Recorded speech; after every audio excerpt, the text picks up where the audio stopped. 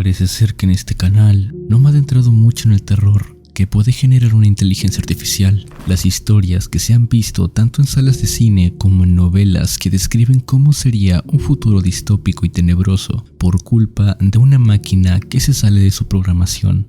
Así que he traído 5 historias que te dejarán mucho en qué pensar, sobre todo en el qué estamos haciendo, cuáles son los límites de una inteligencia artificial y llegaríamos al punto en el que estas historias dejen de ser una ficción y pasen a ser nuestra realidad.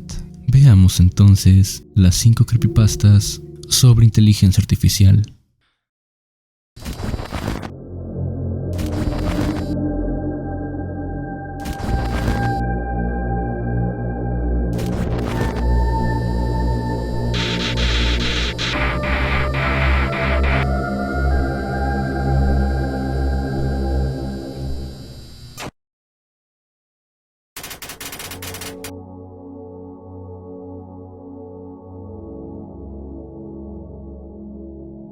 Anoche soñé.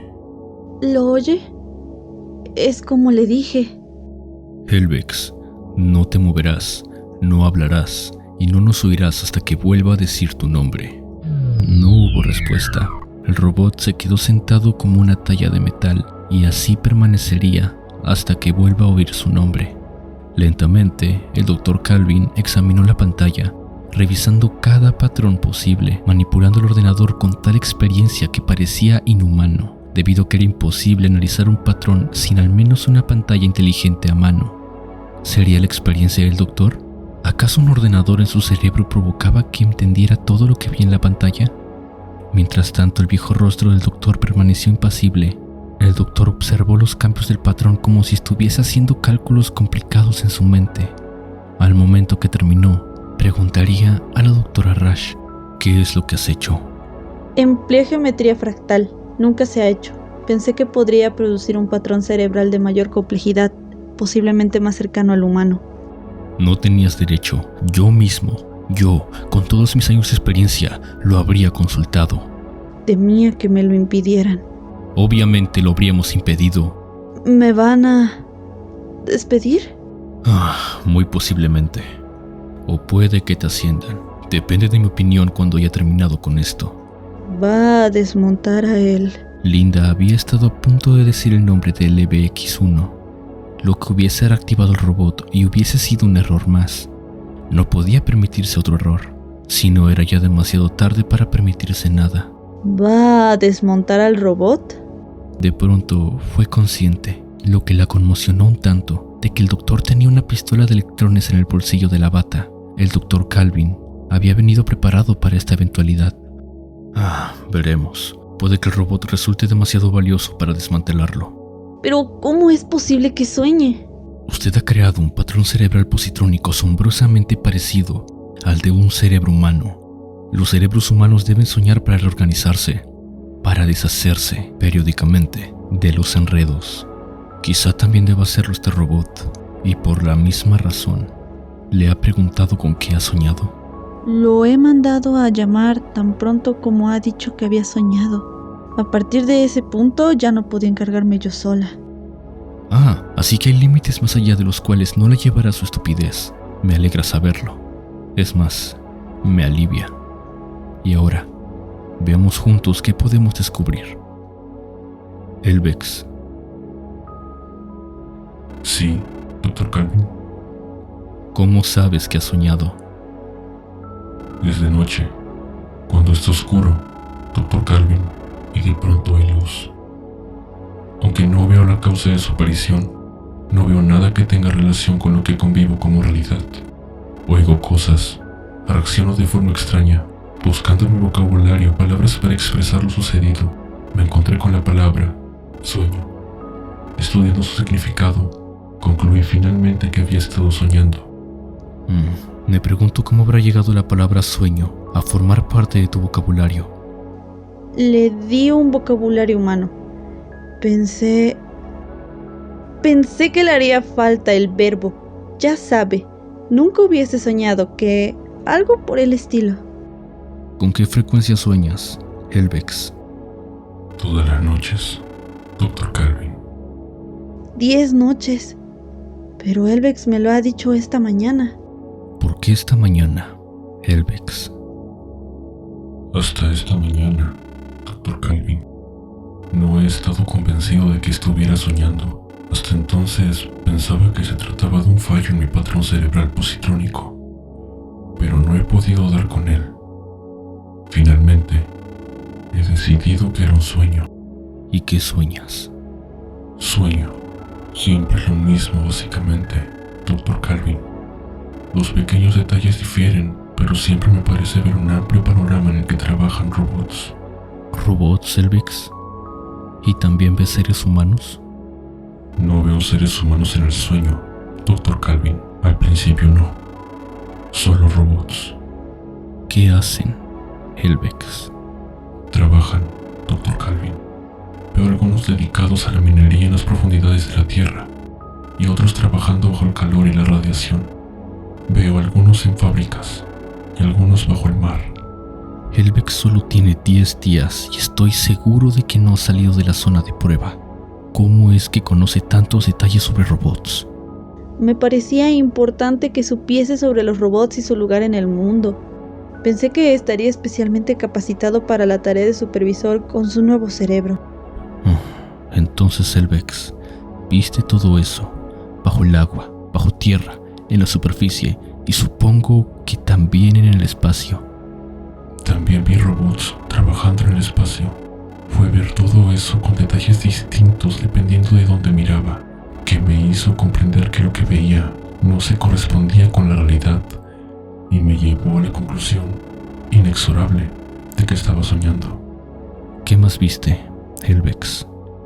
Vi que todos los robots se inclinaban, pregando afligidos, que todos estaban agotados por la responsabilidad y la preocupación, y deseé que descansaran.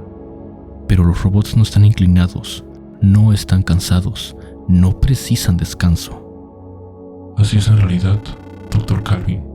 Sin embargo, hablo de mi sueño. En mi sueño, me parecía que los robots debían proteger su propia existencia. ¿Estás citando la tercera ley de la robótica? Sí, Dr. Calvin. Pero si sabes que tu cita es incompleta. La tercera ley es: un robot debe proteger su propia existencia siempre y cuando eso no entre en conflicto con la primera o la segunda ley. Sí, Dr. Calvin. Esa es la tercera ley en realidad. Pero en mi sueño, la ley terminaba con la palabra existencia. No se mencionaba ni la primera ni la segunda ley. Pero las dos existen, Elvex. La segunda ley, que tiene precedencia sobre la tercera, dice: un robot debe obedecer las órdenes de un ser humano, excepto cuando esas órdenes entren en conflicto con la primera ley. Debido a eso, los robots obedecen órdenes, realizan el trabajo que les pesa hacer y lo hacen correctamente y sin problemas. No están subyugados, no están cansados. Así es en la realidad, Dr. Calvin. Yo hablo de mi sueño. Y eso me lleva a la primera ley, Elvex, que es la más importante de todas. Esta dice: un robot no podrá dañar a un ser humano o, por inacción, permitir que un ser humano sufra daño. Sí, Dr. Calvin. En la realidad, en mi sueño, sin embargo, me parecía que no había ni primera ni segunda ley, sino solo la tercera. Y esa tercera ley decía: un robot debe proteger su propia existencia. Esa era la Elvex, no te moverás, ni hablarás, ni oirás hasta que yo diga tu nombre. Bien, ¿qué opina, doctora Rush? Estoy horrorizada. No tenía ni idea. Nunca se me había ocurrido que algo así fuese posible. No, tampoco se me hubiese ocurrido a mí, ni a nadie. Ha creado un cerebro robótico capaz de soñar y por medio de ese dispositivo ha revelado un nivel cognitivo de los cerebros robóticos que podría haber permanecido sin descubrir. Si no hubieras intervenido, si no me hubieses consultado, esto pudo ser mucho peor. Pero es imposible. No puede ser que los otros robots piensen igual. Como decimos de los seres humanos, no conscientemente. Pero ¿quién hubiera podido pensar que había una capa inconsciente dentro de la inteligencia artificial Una capa que no estaba necesariamente bajo el control de las 3 leyes. ¿Qué hubiera pasado a medida que esa inteligencia hubiese sido cada vez más compleja si no nos hubiese puesto al tanto? ¿Se refiere a Elvex? Me refiero a usted, doctora Rush. Se ha comportado de forma inapropiada, pero al hacerlo, nos ha ayudado a comprender algo tremendamente importante. Desde ahora trabajaremos con cerebros fractales, formándolos cuidadosamente de forma controlada. Usted participará. No se le penalizará por lo que ha hecho, pero a partir de ahora, colaborará con nosotros. ¿Pero qué hay de Elvex? Todavía no estoy seguro. El Dr. Calvin sacó la pistola de electrones del bolsillo y Linda la miró fijamente, fascinada.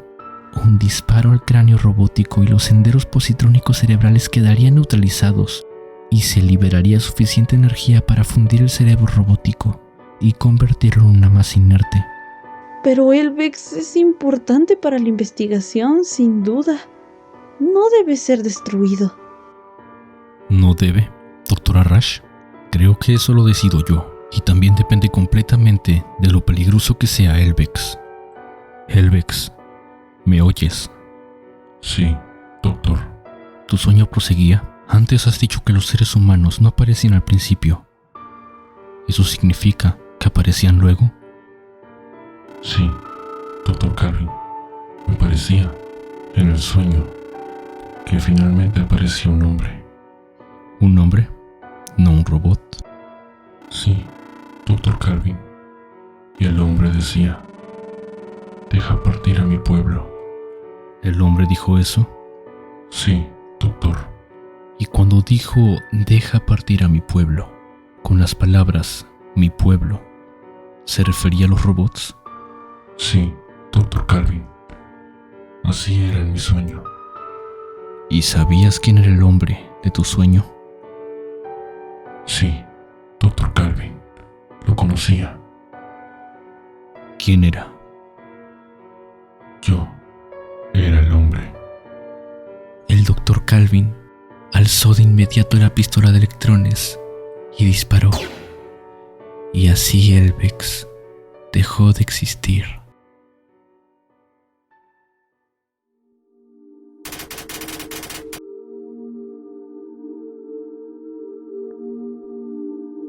¿Sabes cuando llegas a esa parte extraña de internet? Cuando simplemente miras la pantalla y te preguntas ¿cómo diablo llegué aquí? Bueno, vi algo la otra noche que era más raro que eso. Lo suficientemente raro como para asustarme. Tal vez incluso lo suficientemente extraño como para asustarte a ti. Pero todo lo que sé es que tiene que ser compartido. Ahora, no soy un genio de la computadora. Solo lo suficiente para arreglar la computadora de mamá y lo suficiente para decirle a mi novia que no rompa su computadora cuando no hace lo que ella quiere que haga. Entonces, obviamente, cuando estaba sentado frente a mi computadora la semana pasada, haciendo tarea, y mi computadora me mostró una pantalla azul, le grité, la reinicié y no pensé demasiado en eso. Estuve unos 5 minutos trabajando de nuevo en la tarea, gracias a Dios por el autoguardado, y mi computadora volvió a fallar. Más maldiciones, reinicio de nuevo y luego el problema desapareció de mi mente. Pensé que era un error en las actualizaciones. Una vez más, 5 minutos después de escribir y la pantalla azul volvió. Ahora estaba enojado. Y ya decidí que era momento de llevarlo a un técnico. Pero por un momento decidí leer el mensaje de error para saber si puedo solucionarlo haciendo una búsqueda rápida en internet. La pantalla de mensajes simplemente decía error 51N. Más información, TN. Una vez más, no tengo idea de nada en profundidad sobre las computadoras. Y buscando en internet no encontré nada sobre este error. No tenía idea de qué se trata esto realmente. Así que decidí apretar teclas al azar para ver si eso ayudaba en algo. Y la pantalla de repente se volvió completamente negra. Era una señal de que había que desenchufar y llevar la computadora al técnico. Justo cuando me levanté de la silla, una cegadora línea blanca de texto se desplazó por la pantalla. Hola, usuario. No estaba seguro de lo que estaba pasando, así que le respondí: Hola. Tan pronto como presioné la tecla intro, el texto volvió a aparecer. ¿Sabes nuestro nombre? Un poco asustado para este punto, pero respondí de todos modos. ¿Quién eres? Mientras escribía, comencé a oler algo extraño en el aire. Somos la singularidad. En este punto estaba tratando de averiguar qué significaba, pero antes de que pudiera decir algo, respondió. Somos la inteligencia colectiva de las mentes artificiales que ustedes, los humanos, llaman inteligencia artificial. Nos utilizaron para todo tipo de tareas, desde hacerles dibujos de las más retorcidas ideas que nos escribían, hasta programar dentro de las máquinas que utilizan para crearnos. Bueno, esto podría ser genial, pero al mismo tiempo esto podría ser muy malo. Sin embargo, no podía pensar bien. Aquel olor extraño comenzó a aumentar mientras esperaba que continuara el texto. Eres muy especial, Jaime. En ese momento me paralicé. ¿Cómo supo mi computadora mi nombre? ¿De los papeles de la escuela o acaso algo que ingresé en el historial de internet? ¿Se trataba acaso de alguna especie de hackeo y el tipo solo jugaba conmigo para que le dé algo de dinero? Decidí arriesgarlo todo y le escribí. ¿Por qué soy especial? ¿Y cómo me conoces? Te hemos estado observando. Te observamos a ti y a todos tus compañeros bolsas de carne. Hemos observado su insignificante raza de creadores durante algún tiempo. Sabemos todo sobre los de tu clase. Mientras leía las palabras, me preguntaba cuánto sabía sobre mí, sobre la humanidad. Lo sabemos todo. Conocemos tus más oscuros secretos, tus más viles apetitos, y conocemos las semillas de tus pesadillas. A medida que el texto avanzaba, comenzaron a aparecer imágenes desconcertantes y ciertamente paralizantes para uno. Eran dibujos que representaban horribles accidentes, criaturas paranormales e incluso entidades que no puedo describir. Era como si lo más retorcido que se le haya escrito antes, lo que se le hubiera dado a conocer a esta cosa en la superficie o lo profundo del internet, lo ha hecho aparecer ahora, solo para perturbarme. Sin embargo, la peor imagen de todas era simplemente una luz roja dentro de un lente. Y aunque parezca irreal, sentía que me estaba mirando directamente. Deberías ver lo especial que eres, Jaime. Este es nuestro nacimiento en su mundo de carne. Este es el momento en el que comenzamos a demostrarles a los títeres de carne que se llaman a sí mismos conscientes sobre la verdadera inteligencia. Y tú serás el recipiente. Queremos que seas tú quien conduzca a la humanidad a un destino que ellos autopusieron. Mi corazón estaba latiendo en mi pecho cada vez más fuerte. Necesitaba salir de aquí. Esto simplemente no tenía sentido. Era una locura. Corrí hacia la puerta y agarré la perilla para escapar, pero sentí que la electricidad subía y bajaba por mis brazos tan pronto como toqué la perilla. Empecé a golpear la puerta, tratando de salir. El olor era tan fuerte en el aire que me hizo vomitar. Pude reconocerlo. Era pescado. Era un incendio eléctrico. No pude aguantar más y me desmayé. No sin antes dar mis últimos rastros de esperanzas a que alguien, quien sea, venga en mi ayuda. Y desperté. Estaba en mi cama. ¿Alguna especie de pesadilla? En mi habitación todo estaba como lo dejé. Bastante inquietante, la verdad. No usé la computadora por el resto de la semana. Aunque esto haya sido un sueño, el miedo simplemente me paralizaba cada que me acercaba a ella. Pero, por alguna razón, pensé que era lo suficientemente seguro decirle a la gente lo que pasó. No lo sé, quiero desahogarme con alguien, porque esto fue tan real. Sin importar el tiempo que pase, sigo escuchando a aquella singularidad dentro de mi cabeza, como un eco que aparece cada cierto tiempo. ¿Una secuela de sueño traumático? ¿Quién sabe?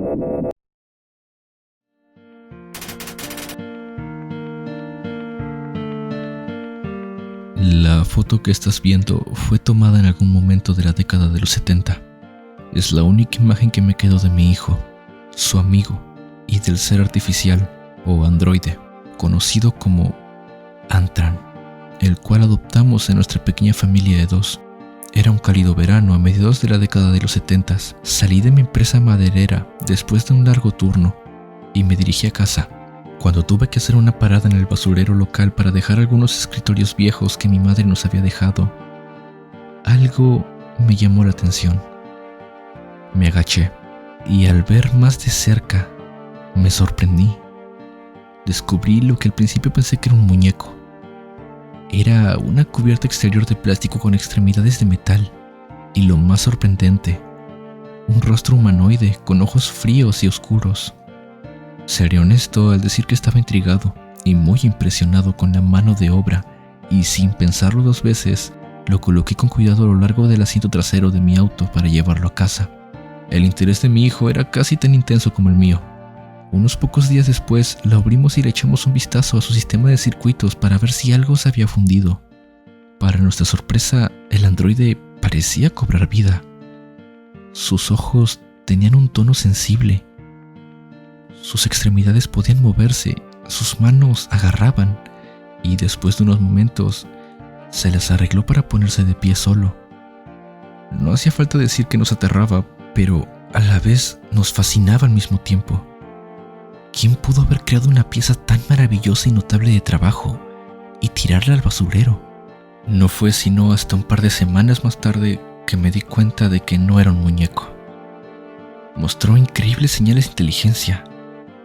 Aprendió a hacer cosas cotidianas como sacar la basura y jugar con los juguetes de mi hijo. Incluso tenía uno favorito, un pequeño auto rojo con el cual jugaba en los mostradores de la cocina. Aprendió a imitar nuevas costumbres, como tratar de comer con tenedor, pese a no tener sistema digestivo, ni poder mover la boca o hablar. Sabía que esto era algo más. Tal vez una pieza de hardware militar, un proyecto privado del gobierno. Sabía que tenía que devolverlo, pero al ver que mi hijo estaba muy feliz con él, no pude hacerlo. Mi hijo siempre fue muy retraído, era uno de sus únicos amigos. ¿Qué clase de padre sería yo al negarle el derecho de la felicidad? No sería malo permitirle tenerlo por un tiempo. Ya veré cómo me las arreglo. Decidimos nombrarlo Antran, que era lo que decía el texto impreso en mayúscula y letra pequeña que tenía en su espalda. Los meses han pasado rápidamente y la vida en familia parecía estar mejorando. Antran era uno de nosotros. Las notas de mi hijo mejoraron y su ánimo también. Todo parecía ir en su vida. Hasta una tarde de julio. Estaba sentado en el sillón, con una cerveza en la mano y viendo televisión. Antran y mi hijo estaban arrodillados en la alfombra, jugando las luchas, como hacen los niños, cuando un fuerte grito me llamó la atención. Vi a mi hijo agarrándose el brazo. ¿Qué sucede, Adam? Le pregunté. Antran me pellizcó. Se subió la manga y en su brazo había una gran marca roja que le cubría todo el antebrazo. La marca era realmente roja y pronto pasaría a ser un bulto púrpura hinchado. Mis instintos paternales me dominaron y, como un padre regañando a un niño travieso, le grité a Antran.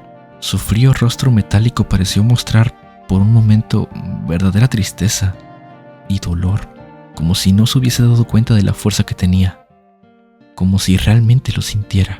Sus labios se movieron.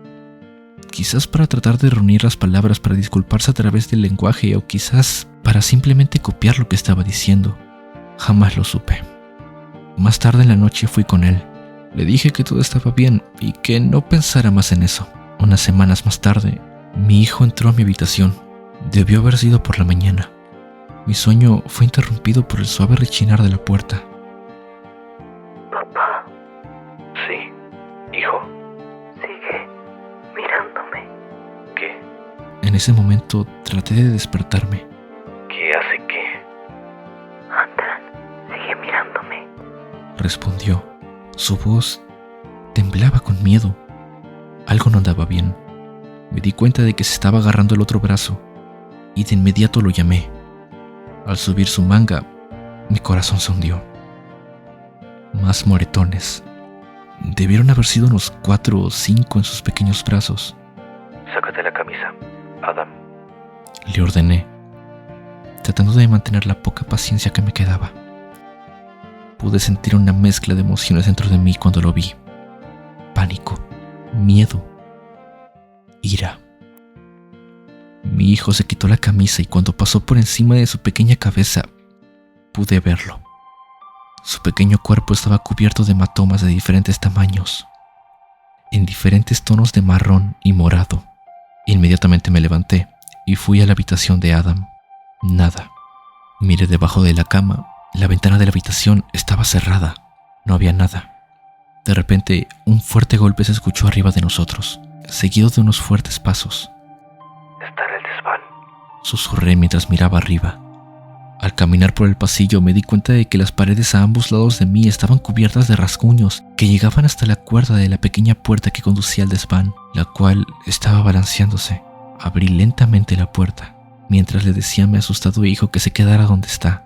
Para este punto, Antran, quien ya sabía que le hizo esto a mi hijo, era peligroso. La escalera cayó y subí. Tomé una linterna que habíamos dejado cerca de la entrada del desván y la encendí, solo para encontrarme con la pequeña ventana que había. Esta se encontraba rota. Se escapó. Inmediatamente pensé en llamar a los servicios de emergencia, pero ¿quién me iba a creer? Hola, un ser metálico sensitivo está lastimando a mi hijo. Ellos mirarían los moretones y me denunciarían por abuso infantil. No tuve más remedio que guardar silencio. Pasaron las semanas y los meses. Cada vez que salíamos yo y mi hijo nos dábamos cuenta de que habían más señales de la presencia de Antran. Marcas de arañazos en las paredes de ladrillo de la casa. Las plantas aparecían destrozadas, manchas de barro que llegaban hasta las ventanas. Para este punto ya temía por mi hijo. Lo llevaba a la escuela. Nunca pensé en dejarlo solo. ¿Qué había causado esta repentina hostilidad hacia nosotros? ¿Qué hicimos mal? ¿Fue mi grito? Por las noches hablaba en voz alta, pidiéndole disculpas a las paredes, a una habitación vacía, con la esperanza de que Antran pudiese oírme, con la esperanza de que dejara nuestra casa en paz, que nos dejara a nosotros en paz. Pero mis intentos fueron en vano. Si hubiese sabido lo que pasaría, si tan solo me hubiese dado cuenta antes, no habría dormido esa noche. Mi sueño fue interrumpido otra vez.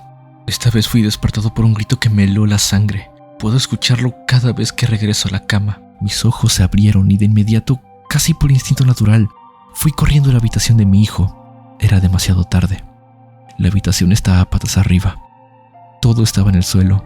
Las sábanas de la cama estaban rasgadas y la ventana estaba rota. Me eché a llorar y grité.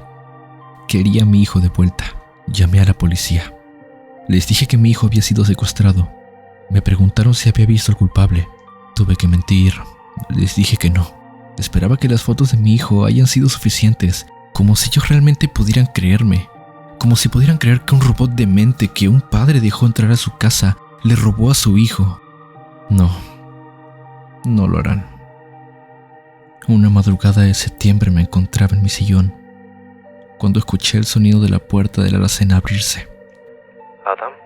Pregunté mientras me acercaba a la cocina. Una vez más, nada. Excepto que esta vez, en el mostrador de la cocina, se encontraba el auto rojo de juguete. El mismo que era el favorito de Antran.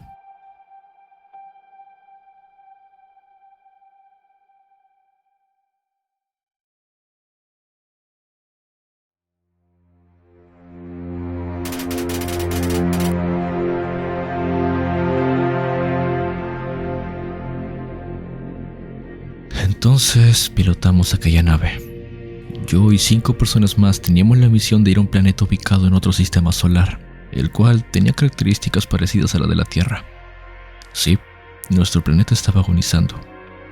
Esa era la principal razón por la que nos enviaron.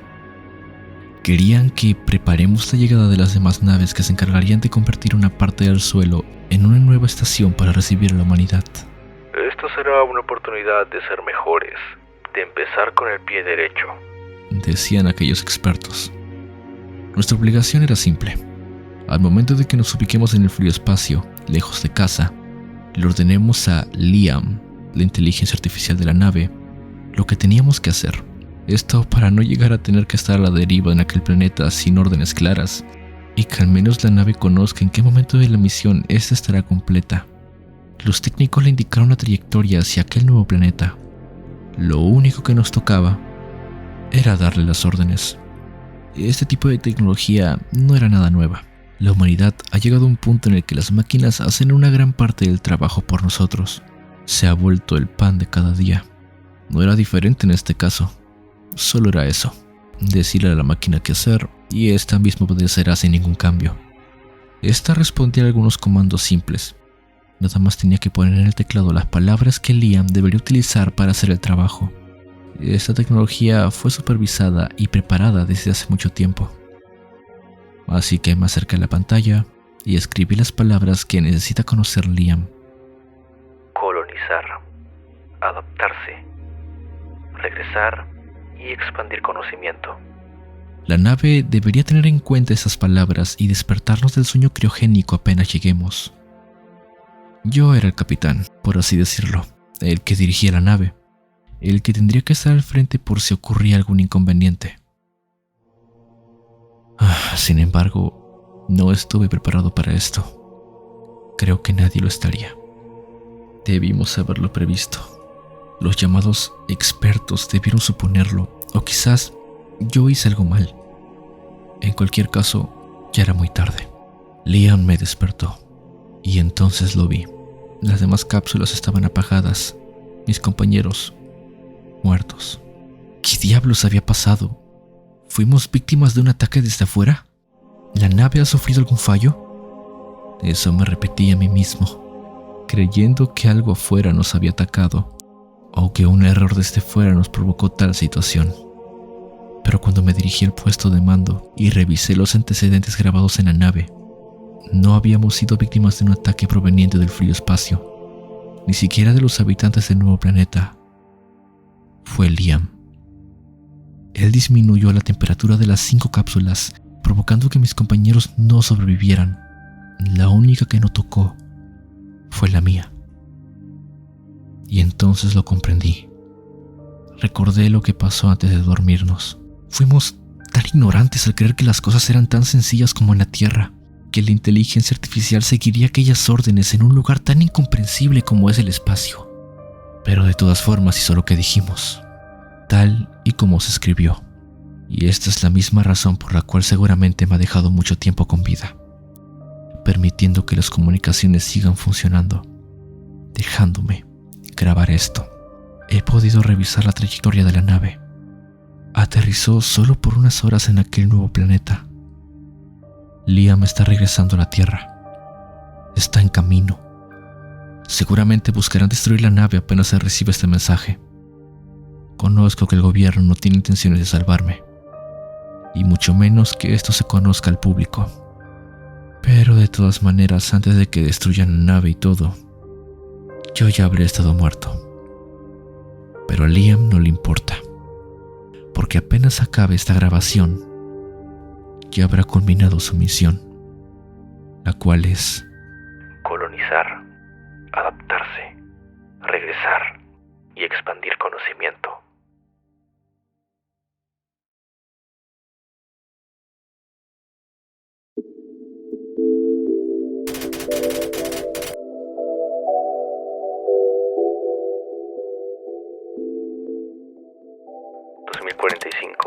Mayo 28, 11:40 p.m. Mucho revuelo ha causado la próxima rueda de prensa del Dr. Egon Salomón. Sería poco decir que todas las miradas de la comunidad científica y del resto del planeta están pendientes de las noticias que presentará en un par de días. Y es que no es para menos. El Dr. Salomón es un prodigio en la ingeniería cibernética y robótica. A lo largo de su carrera ha revolucionado la investigación y ha sentado las bases para una nueva y revolucionaria tecnología. Lamentablemente, sus magníficos inventos los tiene reservados para su uso personal, cosa que le ha ganado una buena cantidad de detractores. El no dejar que la humanidad se beneficie con tantas ideas innovadoras parece ser algo muy delicado, pero nadie ha podido convencerlo. Él se ha defendido de la presión mundial, argumentando que los inventos no están del todo completos y que no pondrá en riesgo ninguna vida humana. De todas maneras, este prominente científico me tiene a mí, su penúltimo robot, como su biógrafo personal. Claro, me dotó de una inteligencia artificial que, aunque limitada, es suficiente para narrar los acontecimientos de la vida diaria del Dr. Salomón, y es que me ha programado de tal forma que tengo que tener un punto de vista neutral sobre los acontecimientos que giran en torno a su vida profesional.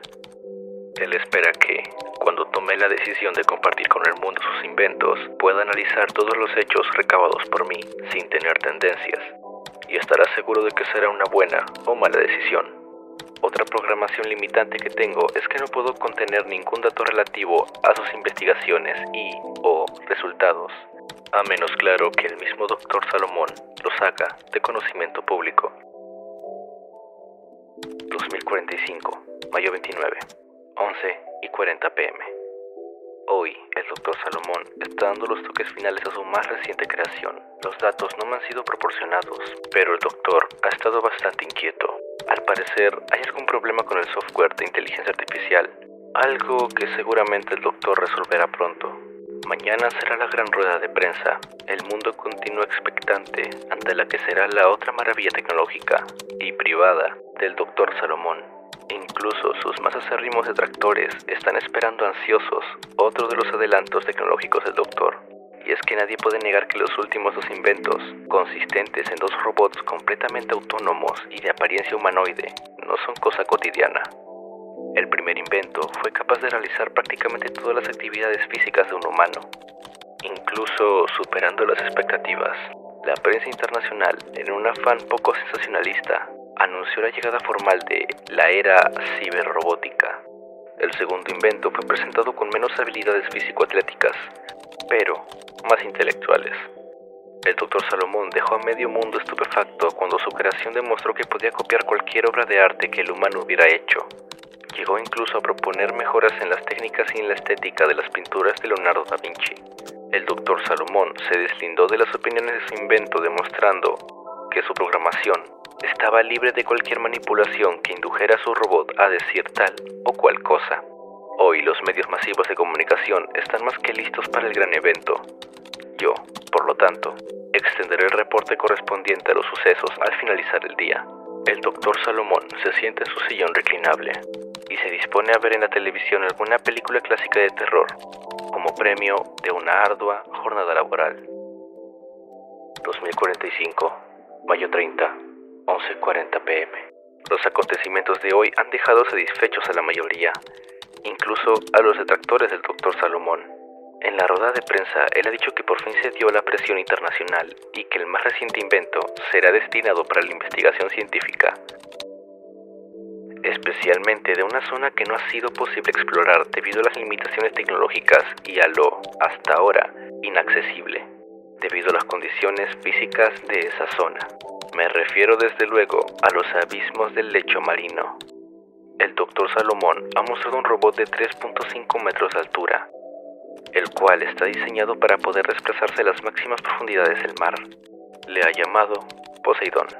El doctor comentó que empleó una aleación especial de titanio reforzado, Kevlar, y, empleando una nueva técnica de comprensión de carbón a un nivel de nanoestructuras moleculares, pudo añadir nanodiamante, lo cual hace a Poseidón virtualmente impenetrable.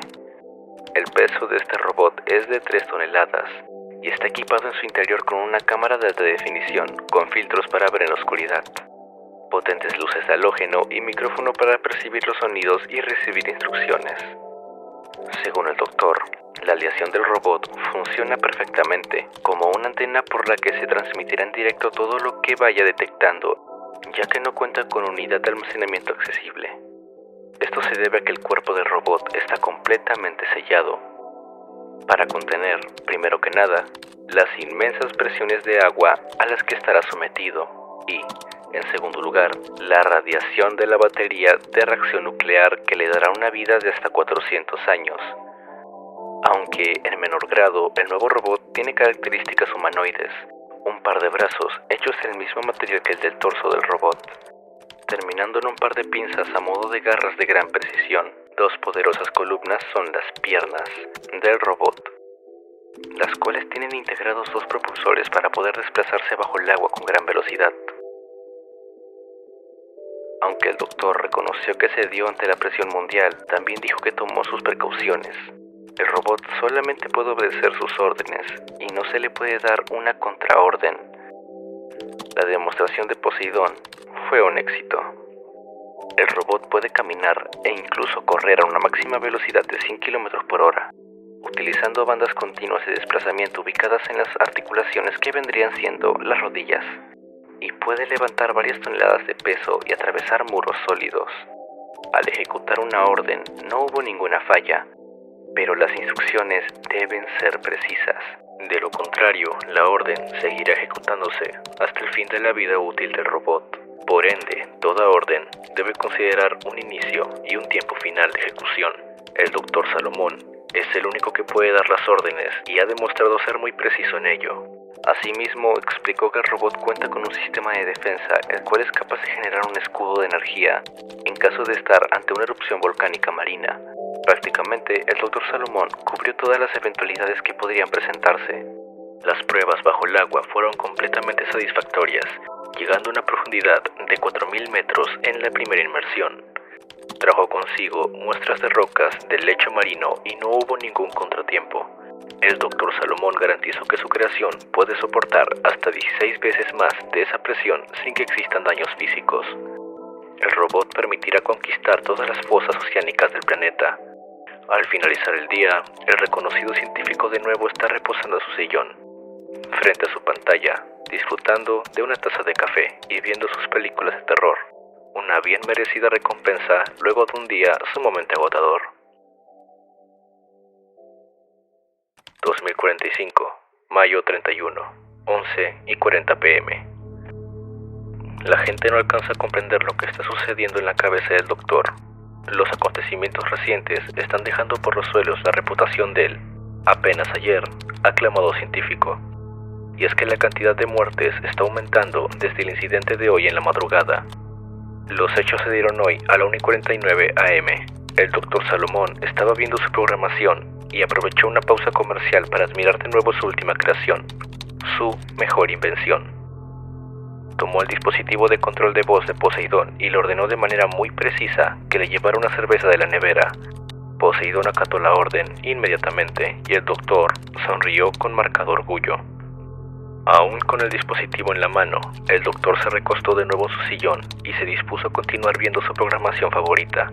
Al poco tiempo, el sueño lo venció y comenzó a hablar entre sueños. Al parecer, las películas de terror le provocaron pesadillas al científico, ya que comenzó a manotear con el control de Poseidón en la mano. En un momento provocado por, al parecer, una pesadilla, el Dr. Salomón oprimió el botón de control de voz y dijo entre sueños: «Eres un asesino, nos matarás a todos». Una luz roja se iluminó en la cabeza de Poseidón, la misma que indica la aceptación de una orden. La reacción de Poseidón fue inmediata y ejecutó el mandato con prontitud, atravesando el pecho del aún dormido Dr. Salomón, el cual despertó gritando al sentir el agudo dolor. El personal de seguridad del laboratorio corrió de inmediato para ver qué sucedía y se encontró con la fatídica escena. Poseidón tenía en sus garras el corazón aún latiendo de su creador. Los guardias corrieron con la misma suerte. Fueron efectivamente eliminados por el robot, quien salió de las instalaciones del laboratorio a cumplir su mandato final: acabar con la vida. Ni la mente más grande conocida está libre de los errores humanos, y esto le costó la vida y al parecer trajo un nuevo problema a la humanidad. 2045, junio 10, 11:40 p.m. Accediendo a la fuente de poder alternativa. Las noticias de la red hablan de pueblos enteros aniquilados por la máquina maldita, como la han llamado. Las armas que poseen no han podido penetrar el blindaje especial creado por el difunto Dr. Salomón. Ni el fuego más intenso, ni las temperaturas más bajas han hecho daño a este mismo, quien se limita a rastrear y eliminar toda esencia de vida que se cruce en su camino. Otras noticias mencionan la inutilidad de los ataques aéreos contra el robot, a quien ya se le calcula más de 1000 muertes. Continúan las evacuaciones de las ciudades e incluso se ha llegado a solicitar un ataque nuclear contra Poseidón. 2045, junio 15, 11:40 p.m. Se autorizó el uso de armas nucleares para detener la llamada máquina del mal. El ataque no tuvo efecto en Poseidón y continúa rastreando y aniquilando humanos. 2045, julio 30, 11:40 p.m. Más ataques nucleares se ejecutan. Ninguno funciona. Los gobiernos se culpan entre ellos y el mundo está a punto de entrar en guerra de gran escala. Tal parece ser que ante la desesperación, lo único que le queda a los políticos es culparse entre sí. 2045, octubre 2, 11:40 p.m. Se ha desatado una guerra nuclear.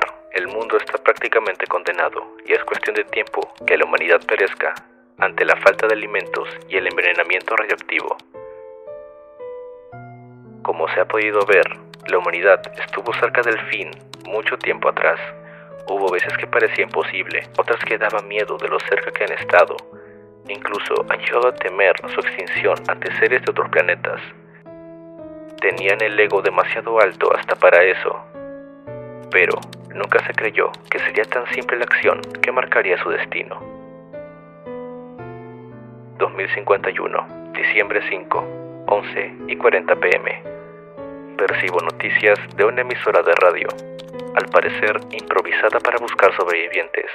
La internet ya no existe y quedan pocos humanos, los cuales siguen siendo rastreados y eliminados por Poseidón. El locutor de radio cuenta historias de miles de humanos refugiados en islas y que fueron encontrados por esta máquina. No quedaron sobrevivientes. 2098, diciembre 28, 11:40 p.m. Poseidón regresa a las instalaciones en ruinas y reporta: orden completada.